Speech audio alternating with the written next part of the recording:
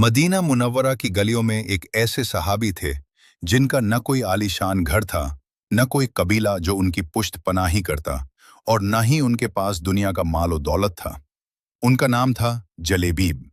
वो ज़ाहिरी तौर पर भी बहुत सादा और नहीफ थे, लेकिन उनके सीने में जो दिल धड़कता था वो इश्क रसूल सल्लल्लाहु अलैहि वसल्लम से लबरेज था। एक दिन अल्लाह के नबी सल्लल्लाहु अलैहि वसल्लम ने एक अंसारी सहाबी से फरमाया, मुझे तुम्हारी बेटी का रिश्ता चाहिए।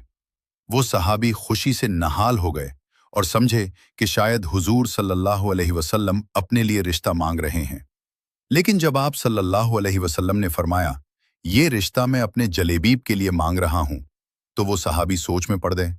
वो घर गए और अपनी बीवी को बताया।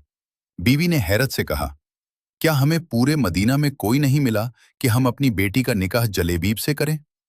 जब वो लड़की, जो बहुत आबिदा और जाहिदा थी, ने ये गुफ्तगू सुनी, तो उसने वो जुमला कहा जो तारीख में सुनहरे हुरूफ से लिखा गया, अम्मी, क्या आप इस रिश्ते को रद्द कर देंगी जिसे अल्लाह के रसूल सल्लल्लाहु अलैहि वसल्लम ने पसंद किया है?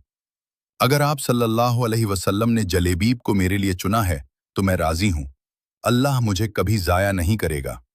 निकाह हो गया, लेकिन अभी जिंदगी की नई शुरुआत ही हुई थी कि जिहाद का ऐलान हो गया।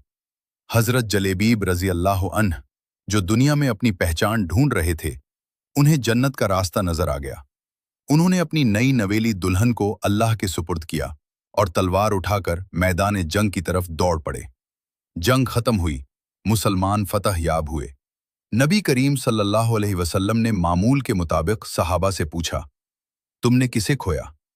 लोगों ने अपने भाइयों, बेटों और दोस्तों के नाम लिए। आप सल्लल्लाहु अलैहि वसल्लम की आंखों में आंसू आ गए और आप सल्लल्लाहु अलैहि वसल्लम ने फरमाया, लेकिन मैंने अपने जलेबीब को खो दिया है। जाओ, मेरे जलेबीब को तलाश करो। सहाबा ने ढूंढना शुरू किया तो एक जगह देखा कि 7 दुश्मनों की लाशें पड़ी हैं और उनके दरमियान हजरत जलेबीब जमीन पर गिरे हुए हैं। उन्होंने अकेले 7 दुश्मनों का मुकाबला किया और फिर शहादत के मर्तबे पर फायज हुए।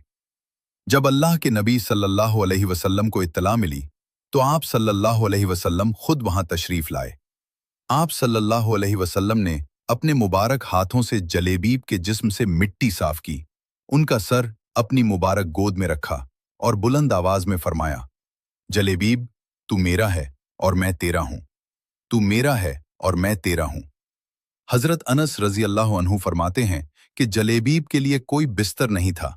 रसूलुल्लाह सल्लल्लाहु अलैहि वसल्लम के दोनों बाजू ही उनका बिस्तर थे और इसी तरह आप सल्लल्लाहु अलैहि वसल्लम उन्हें उठाकर कब्र तक ले गए।